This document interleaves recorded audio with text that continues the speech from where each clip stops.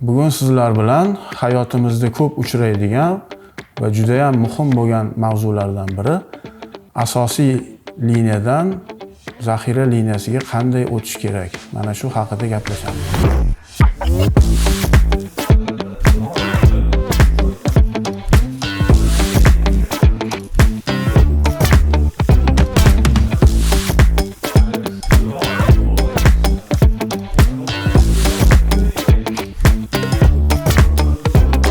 Hop, keling bir chekkadan boshlaymiz. Demak, bir tomondan tarmoq bor, elektr ta'minoti liniyasi, ikkinchi tomonda esa iste'molchi bor.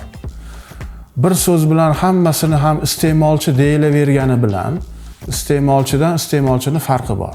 Ya'ni elektr uzluksizligi bo'yicha iste'molchilarning statusi bor, toifasi bor. Shunday bir iste'molchilar borki, elektr uzilishi mutlaqo mumkin emas. Xo'p, demak, birinchi va ikkinchi toifali iste'molchilarga asosiy va zaxira liniyalari ta'minlanib berilishi kerak ekan va uni asosiydan zaxira liniyalariga o'tkazgichlar bo'lar ekan, maxsus qurilmalar. Mana o'sha AVR deganimiz avtomatik zaxiraga o'tkazgichlar. Masalan, birinchi kategoriya, birinchi toifali iste'molchida asosiy va zaxira liniya mutlaqo bir-biriga bog'liq bo'lmagan alohida liniyalar bo'lishi talab qilinadi. Hattoki bitta feederni ikkita luchiga ham ruxsat berilmaydi. U yerda demak o'z-o'zidan 3 ta faza va nollari bilan переключение qilishga, zaxiraga olishga ehtiyoj tug'iladi. 3 ta faza va nollari bilan. Mana shu holatga mana 4 ta qutbli 3 ta fazalari va nolini ham u liniyadan bu liniyaga olib beruvchi mana shunaqa avtomatik zaxiraga o'tkazgichlar bor. Kichikroq toklarga mana byudjetniroq varianti mana bu modellari bor va katta toklarga va funksionali ko'p buni. Bir qator qulay sxemalar qilib qo'yish mumkin, avtomatlashtirish mumkin jarayonni. Mana bu katta toklarga anchagina lineykasi kengroq buni, nominallari ko'p. Mana bu avtomatik zaxiraga o'tkazgichlar. Endi ikkinchi va uchinchi toifaga ega iste'molchilarda qo'lda o'tkazish ham mumkin, unga ruxsat etiladi. Birinchi toifada mana bunaqa AVRlar turishi shart. U yerda qo'lda zaxiraga o'tkazishga ruxsat etilmaydi qoidalarda. Chunki u yerda umuman uzilish kerak emas yoki AVR ishlab olguncha, AVR bu положениyadan keyingisiga переключение bo'lib olguncha ruxsat etiladi xolos. Mana bu yerda qat'iy talab bor. AVR turishi shart, majburiy. Chunki qo'lda o'tkazganda qator noqulayliklari bor. Uni hamma, masalan, больница, reanimatsiya desak, u doktorlar elektrni tushunmaydi, uni o'zini obyektni energetika bo'ladi.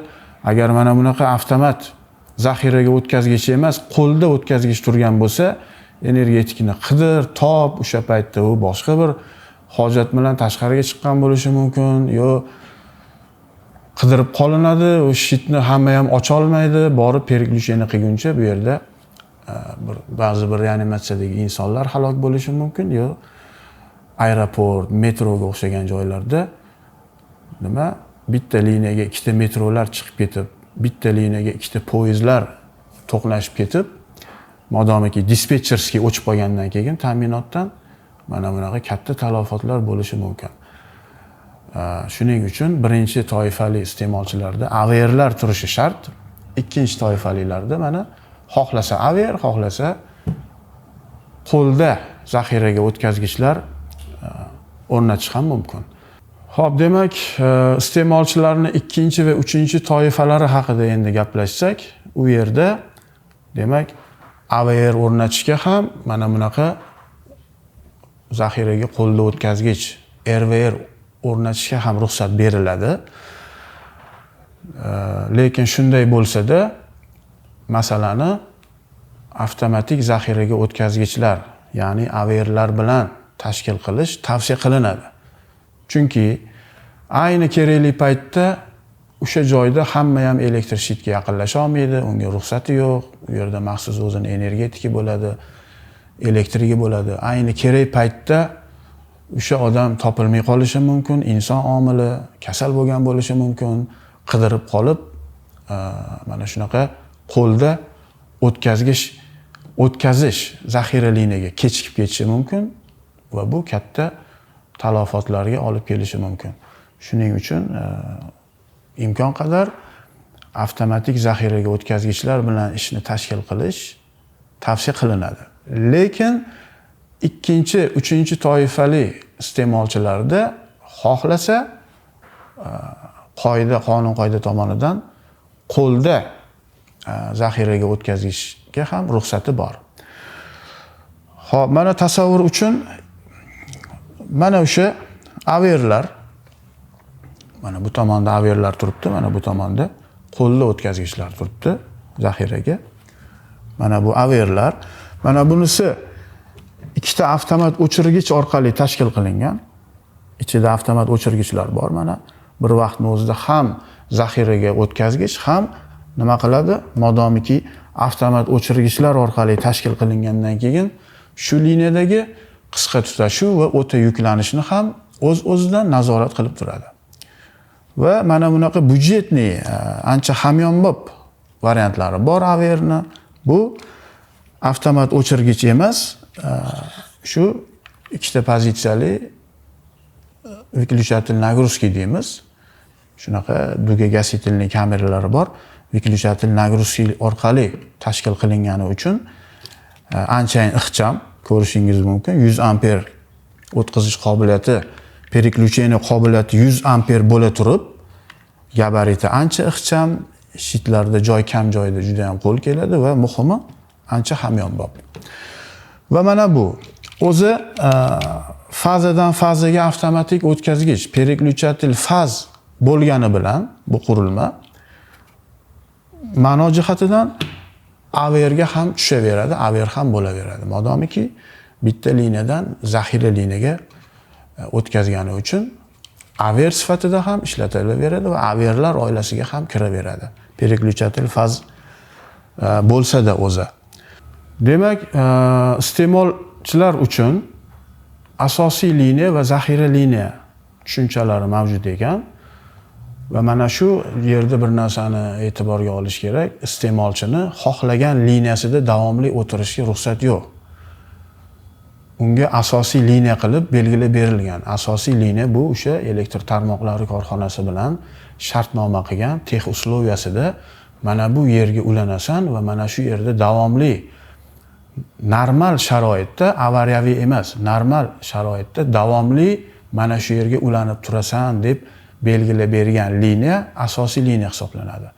Asosiy liniyada nimadir sabab bo'lib asosiy liniya o'chib qolganda vaqtincha umuman elektr ta'minotisiz qolib ketmaslik uchun vaqtincha o'tib turadigan liniya bu zaxira liniya hisoblanadi. Demak, mana shu yerda o'z-o'zidan nimaga kuchli ehtiyoj sezilyapti? Prioritetga. Demak, mana bu asosiydan zaxiraga o'tkazuvchi qurilmalar nimani ham bilish kerak? Prioritetni ham bilish kerak. Asosiy liniya prioritetda bo'lish kerak. Mana bu aynan mana shu qurilmalarda hammasida nima bor? Prioritet funksiyasi ham bor. Ya'ni mana bu tomoni prioritetda birinchi o'rinda turgani uchun asosiy liniya yo'qolganda zaxira liniyaga o'tkazadi, lekin asosiy liniya qaytib kelganda, tiklanganda nima bo'ladi? Yana qaytib o'zini asosiy liniyasiga o'tib oladi. Mana bu muhim. Ba'zi AVRlarda mana shu qulay funksiyasi nafaqat qulay, balki kerak, majburiy funksiyasi yo'q. Iste'molchini zaxira liniyasida davomli qolib ketishiga aslida ruxsat yo'q qoida tomonidan. Mana bularda yaxshi tomoni mana shu uchalasida ham ko'rib turganingiz prioritet funksiyasi bor. prioritetniy liniyaga tiklanishi bilan qaytib o'zini prioritet liniyasiga o'tib oladi. Va mana bu переключатель fazda ham uchala fazani xohlagan bittasini nima qilish mumkin? Prioritetniy liniya qilib belgilab qo'yishi mumkin. Shu tiklanganda o'zi boshqa fazada o'tirgan bo'lsa-da, tiklanishi bilan biladi, o'zimni asosiy manbam tiklandi deydi va qaytib o'sha joyga o'tib oladi. Mana bu muhim.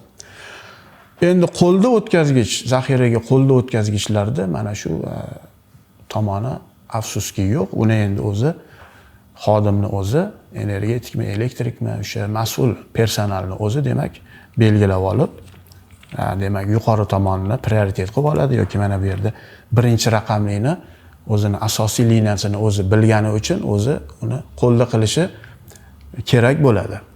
Qo'lda qilish kerak bo'ladi. Endi mana bularda budjet hamyonbop variantlar bo'lgani uchun bu funksiya yo'q, lekin mana bu digitopni mana shu переключатель fazida biz agar buni AVR sifatida ishlatsak, buni bitta qulay tomoni nima qiladi? Zaxiraga o'tkazish bilan birga liniyani ham, tarmoqni ham ko'rsatkichlarini nazorat qilib turadi, ya'ni kuchlanishini. Kuchlanish normadan juda baland emasmi? Normadan juda past emasmi? Chunki ma'no jihatidan tarmoqni mavjudligi hali uni bor deb hisoblashga asos bo'lmaydi. Tarmoq bo'laverishi mumkin, 3 ta faza bo'laverishi mumkin, lekin uni bitta fazasi masalan 120 voltga tushib ketishi mumkin. 120 voltda hech qaysi uskuna normal faoliyat ko'rsatmagani uchun, hattoki ba'zi uskunalar buzilib qolgani uchun nima? Bunday liniyani boridan yo'g'i yaxshi, demak bu liniyani bor deb hisoblab bo'lmaydi. Uni indikator lampochkalari yonib turgan bo'lsa-da, 3 ta faza va o'sha 3 xil rangli indikator lampalari yonib, mana bu yerda 3 ta faza bor deb turgan bo'lsa-da, u liniyani biz nima? Bor deb hisoblamaymiz. Chunki uni ko'rsatkichi, ya'ni kuchlanishi nominal diapazondan keskin chiqib ketgan. Yoki 280 volt bo'lib ketgan, yoki 120 volt bo'lib ketgan. Aynan digitopni mana bu переключатель fazini qulay tomoni biz unga yuqori va past kuchlanishlarni belgilab berishimiz mumkin va prioritetni ham xohlagan fazamizda belgilab berishimiz mumkin. Mana bu katta xonadonlarda uy ichidagi nagruzkalarni 3 ga teng taqsimlab qo'yilgan joylarda juda ham qo'l keladi. Ya'ni birinchi etajiga hammasini ulab prioritetni mana bunga berib qo'yadi. Ikkinchi etaj uchun yana bitta переключатель faz o'rnatib prioritetni B fazaga berib qo'yadi. Uchinchi etajga masalan 3 qavatli uy bo'lsa, S fazaga belgilab beradi. O'sha faza yo'qolganda vaqtincha qo'shni fazaga o'tib turadi va lekin tiklanishi bilan nima qiladi? Hammasi o'z joyiga joylashib oladi va mana bu muhim, juda ham muhim. Chunki tarmoqda asimetriya degan narsa bor. Bitta fazalarni keskin yuklanib ketib, boshqa qo'shni fazalar o'ta yuksiz bo'lib qolishi bor. Mana bu ham zarar. Mana shu narsalarni oldini olishga juda ham mana shu digitopni переключатель fazi qo'l keladi. Endi shunday bir joylar bor, afsuski ustida ishlanyapti, buni ancha tartibga keltirilyapti, lekin baribir hali ham shunaqa joylar bor, kuchlanish keskin o'ynab yotgan joylar bor. Keskin, sobit emas, bir qarasa 250 volt bo'lib ketadi, bir 120 ga tushadi, oradan 2 sekund o'tmay va davomli tushmaydi. 2 sekund o'tmay yana tiklanadi. 3 sekunddan keyin masalan yana tushib ketadi, ko'tarilib ketadi. Mana bunaqa kuchlanishi o'ynab turadigan joylar bor. Ana shunaqa joylarda ba'zan eshitib qolamiz. Shunaqa odzivlar kelib qoladi. Mana bizani o'zimizning mas'ul call centerlar bor. Odziv uchun ochib qo'yilgan messenjerlarimiz bor. O'sha yerda bir shikoyatlar kelib qoladi. Mana bu narsa o'ynab yotibdi, tinmay chirog'im o'chib yonib yotibdi degan shikoyatlar, tushunmovchiliklarni eshitib qolamiz. aslida o'zi nima qilish kerak? Bu narsaga xursand bo'lish kerak. Bu vazifasini bajaryapti o'zi. Demak, o'chib yonishi kerak o'zi. U turavergani yomon uni. Demak, nosog'lom deb topgandan keyin bitta fazani ikkinchisiga o'tkazyapti bu. U yerda shikoyat bu qurilmaga emas, u yerda bu ko'rib chiqish kerak. Nega bunaqa tarmoq keskin o'ynab ketyapti o'zi? Mana bu nolni yomonligidan bo'ladi ko'pincha va hokazo. Uni bir o'zini elektr tarmoqlari xodimlari bilan birga tepadan boshlab uyiga kelguncha bo'lgan hamma liniyani, traversni mana bularni ko'rib chiqish kerak. U buni aybi emas. Bu o'zini vazifasini bajargandan to'xtovsiz переключение qilyapti. Qilishi kerak ham o'zi. Bu yaxshi ham o'zi. Mana shu. Xo'p, va nihoyat mana RVRlar, ya'ni zaxiraga qo'lda o'tkazgichlar. Qo'lda o'tkazadigan qurilmalar.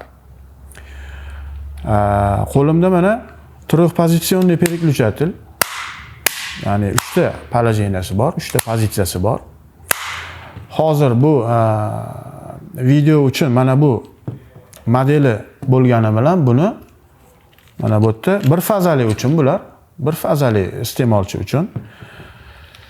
E'tibor qilsangiz mana pastki tomondan bir tomonni faza 0 kiradi, ikkinchi tomonni faza 0 kiradi va yuqorida o'sha tanlab bo'lingani faza va 0 chiqib ketadi.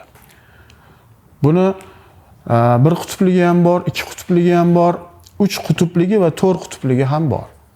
Hozir bu yerda 2 qutupli bo'lgani bilan videoda buni har xil turlari bor. O'zi masalan ikkita tepadan liniya tortib kelib, buni asosiy liniyasi bitta tepa, zaxira liniyasi ikkinchi tepa qilib tashkil qilingan sxemalarda, joylarda o'zi nollarni ham переключение qilish tavsiya qilinadi. O'zi noli bilan qilish kerak uni. Fazani o'zini o'tkazib qo'yib, noli mana bu tepada qolib ketdi. Asosiy liniyasini nolidan foydalanib, fazani zaxira liniyadan foydalanish o'zi tavsiya qilinmaydi. Nollari bilan переключение bo'lish kerak. Mana shunga mana bu modeli juda ham qulay. Mana faza va nolni bu переключение qiladi.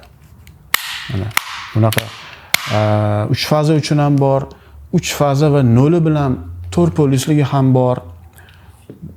Mana shunaqa modellari bor, variantlar bor. Mana bu kulachkoviy переключатель. Bu ham RVR ga kiradi, ya'ni zaxiraga qo'lda o'tkazgichga. Mana bu shakli kulachok bo'lgani uchun kulachkoviy deyiladi. Demak, 63 amperlik. Mana bu 63 amper yozgan. Bu yerga mana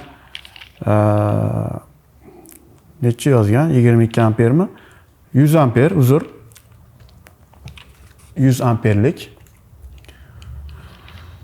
Bular kontaktlari shunga mos qilib yasalgan. 100 amperlikka yarasha anchayin kontaktlari katta, ichidagi o'sha ulayotgan, ajratayotgan ko'prikchalari baquvvat, ayni o'sha nominalga mos yasalgan va mana bu kulachkoviy переключателimizda ham shunaqa 63 amper yozgandan keyin shunga yarasha yasagan. Unaqa ba'zi bir jihozlar ham bozorlarda ko'zga tashlanib qoladi. O'zi katta amper yozgani bilan ichini ochsa, nima qilingan?